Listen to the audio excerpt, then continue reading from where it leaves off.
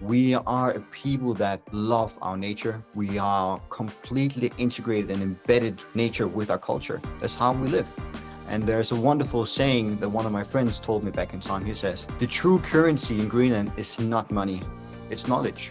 Because that's how you survive when you're that far north. And that really highlights who we are as a people. So my saying is, we are not for sale, but we're definitely open for exploring.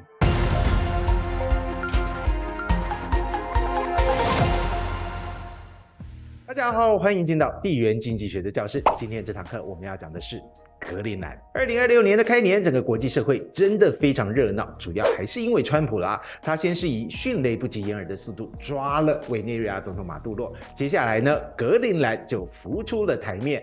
川普从他自己到美国副总统范斯、国务卿卢比欧，甚至是连幕僚长的妻子，都可以对格陵兰指指点点，威胁并吞。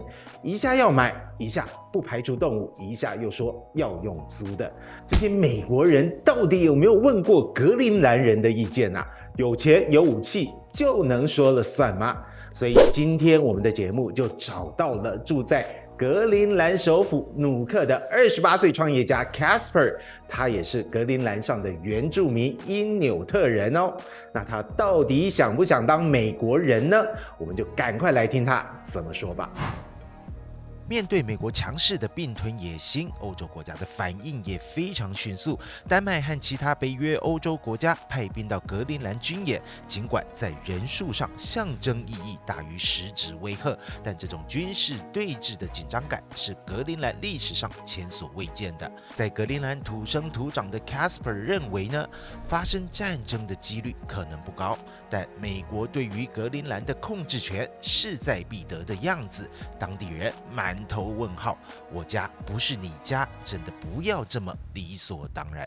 Yeah, the entire situation in Greenland with the overall interest from the international world and especially US, of course, creates some kind of worriedness and concerns about the Greenlandic future. Of course, we as a people, we want to be the masters of our own house. We want to be in control of where we grew up because this is our home. And when someone goes out and talk about taking over your country or buying it as a commodity, of course you feel someone is stepping over your toes. So of course we see this as a threat, we see this as an insult. Again, it's a really difficult time right now to kind of describe your feelings because currently we don't know what the future is going to bring for us. So it's really a time of uncertainty. 1 year ago, basically no one in the world knew about Greenland. It was some country in the far, far north and that the majority never visited. Then Trump, he came out with the first statement talking about Greenland as something to be bought. And the first response from us and us for Greenlanders is we're not for sale, but people are welcome to come and explore. And at that time, it was really put on the world map. And me as a tourism company owner, we saw a dramatic increase in the international interests in Greenland. So we saw a spike. We saw more people coming. We saw the revenue. We saw it with the general interest, the possibility of kind of scaling your operations, your company, financial opportunities. So a lot of things happened. And at that point, it really highlighted, let's say, the kind of issues that were aligned between Denmark and Greenland, because we have some prehistoric relations that have been tough to handle. But again, with the interest in Greenland, it kind of highlighted the prehistoric events that we wanted to kind of find a solution to. So Greenland, to a certain extent, became a bit divided because there were some part of Greenland that wanted to be independent now, and there's one part that wants to push it for the future. And then some parts of Greenland saw an opportunity to partner up with the US to get economic support, kind of really getting everything financed and pushing through independency really fast. Another part were like, okay, we need a financial, realistic approach. We need still the support of Denmark, and it was those with that view that ended up winning the election for Democratic, and they're a bit more there for independence, but at a slower pace. So Greenland in itself became a bit polarized, only a little bit. And then a lot of debates have been up and running for the last year. And then when we reached the beginning of 2026, we saw the statement again by Trump. And I think this probably had a negative effect on his campaign because this time the threats were so severe that it's not only about talking about Greenland and getting the interests. This time it was way more serious because of what we saw in Venezuela. There was some power behind the words, and instead of it kind of feeding the polarized country, like polarized Greenland, that could support his claim on Greenland kind of vanished away, because right now it's way more about the unification of Greenlanders, because now we see that Trump is not only here for the military position, because he has free movability with the American forces. Again, he's a NATO ally. He has free movability. He can apply as many battleships, troops, whatever he wants, because he's a NATO ally. So for us, it starts to become a real threat when he starts indirectly looking at the rare earth minerals, when he starts looking at the shipping routes for the future that's going to open up with the rapid pace of climate change. So we kind of see, let's say, a challenge of being the masters of our own house. Do you think the European army can protect Greenland from the United States? My personal opinion is that we're not going to see an open warfare between the EU/Denmark, Greenland against the US. I think what we're seeing right now is a symbolic act to really show that we are not to be taken. We are here to protect ourselves, and the EU countries are helping each other out, and that's exactly what we've been seeing the past 2 days. Military troops being forced from the EU. We see especially a Danish military presence at the moment. So again, a lot of thoughts and a lot of actions are being put in to show the US we are not to be taken. I believe in independence one day, and I think it's quite important to distinguish the definition of independence as it is right now.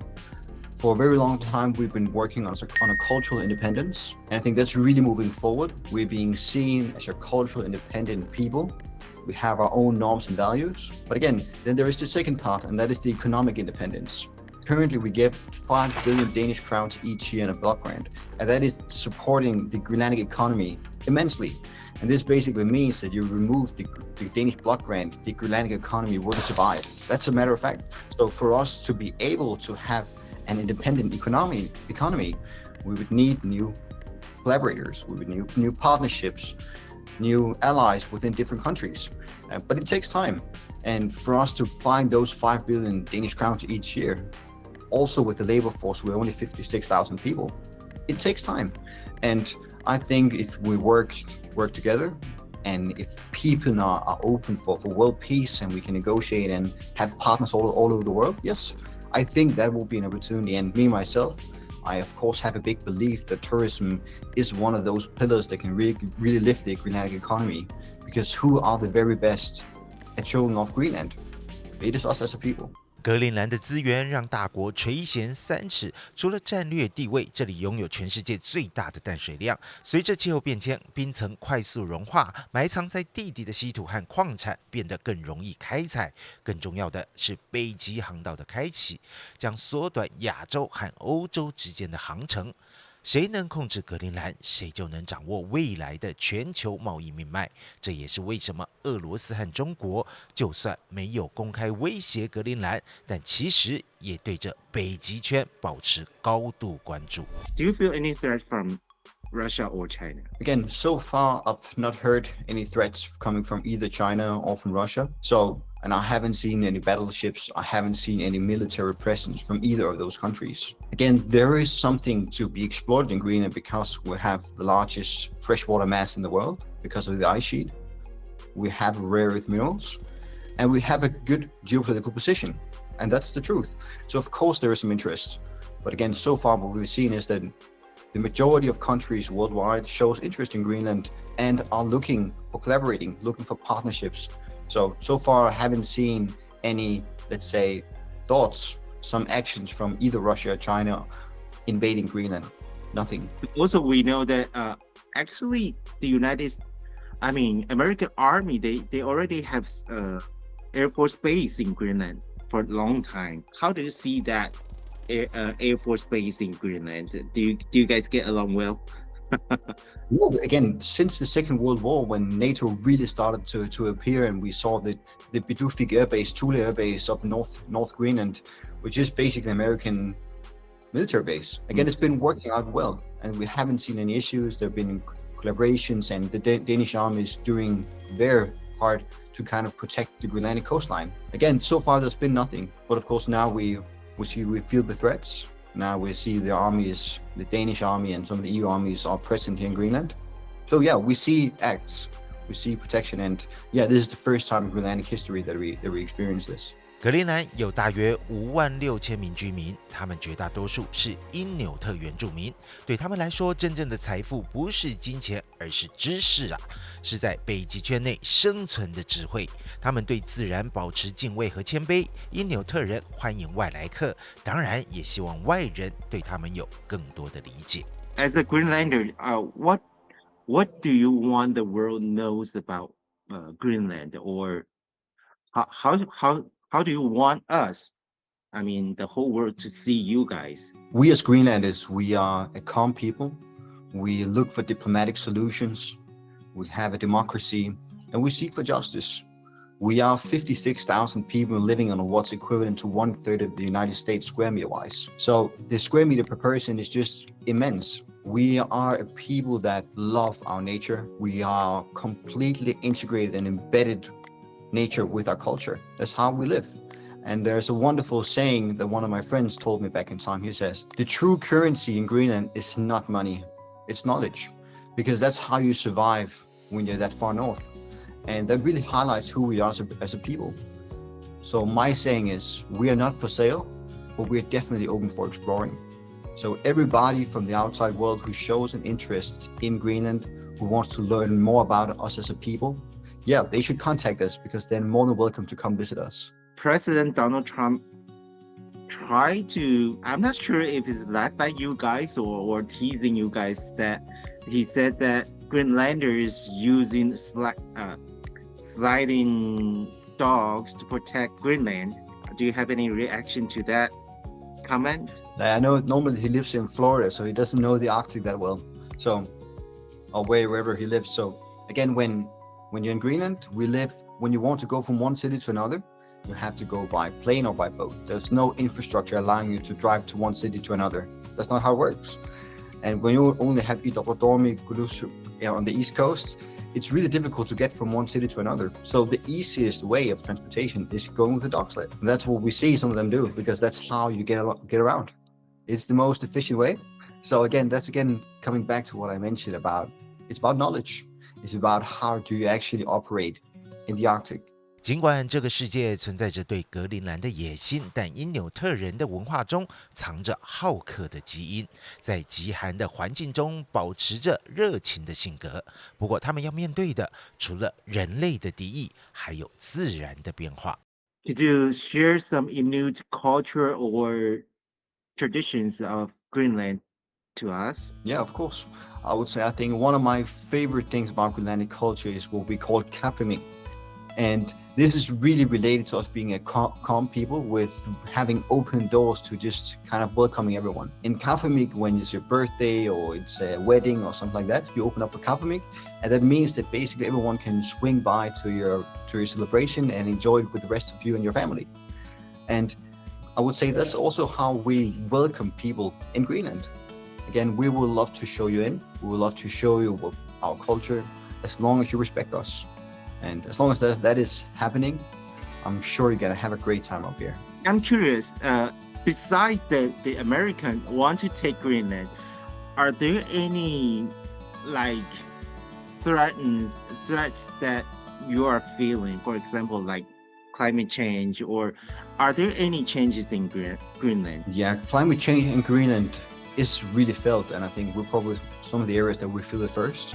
We can see it from the different seasons. The transitional periods between winter and summer are longer, more periods with rain, which is really bad for the ice sheet. We see in periods where we're not used to seeing icebergs floating around, we see that more often, more frequently. And sometimes the breakoffs of the ice sheet are so immense that we can't even navigate the fjords with the boats because there's simply too much ice. And just to set it up in a more realistic scenario, again, we have the second largest fjord system in the world here in Nuuk. And sometimes we can't go inside the fjord because there's simply too much ice. And it's hundreds and hundreds of square kilometers just packed with ice, icebergs. It's really something different. And we can see on the glaciers on the backside of the mountains, they're shrinking in. They're just becoming smaller and smaller from each year. So yeah, we definitely feel the impact. For me, I think that's the most important thing that we need to, work together. The whole world need to work together to help or to deal with this situation, right? Not just take Greenland as my land or something. I don't know. This is my own opinion. Yeah, we got to protect it. I guess this is probably one of the last untouched ecosystems on Earth. And with that said, we feel climate change, but the footprint set directly by man up here is relatively small. And I think that's what makes Greenland so unique. We are so large, but there's so few people here. So again, if people in general are interested in seeing nature like never before, having it for yourself, this is the exact way to go. It's the exact right place to visit. Do you receive more tourists recent year? I mean, after the pandemic, do more and more tourists visiting Greenland? Yeah, after the pandemic, of course, we saw a big decline in tourists going to Greenland. But after that, especially after the beginning of 2025, with the first remarks of Trump, we saw a really big spike in interest in Greenland. And it has opened up a lot of businesses, a lot of opportunities for locals, for hotels, infrastructure being developed, new airports, critical infrastructure. So again, Greenland has been growing as a tourist destination lately, and we can really feel it. Or people, in general, people are super interested in Greenland, and I understand why. Casper 他是新创旅游公司 Royal Arctic 的创办人，他代表了格陵兰年轻一代的创业精神，而他创业的初衷就是希望透过旅游让全世界看见真实的格陵兰，而不仅仅是地图上的战略棋子。Royal Arctic is a 100% Greenlandic-owned tourist company, and what we do is that we do everything from travel packages to day tours. And we actually operate all over Greenland with different business partners. So we're a relatively young company. We started 1.5 years ago, and last year we had over 27 people on the payroll. So we are a fast-scaling tourism company who has an ambition of showing Greenland as we truly are.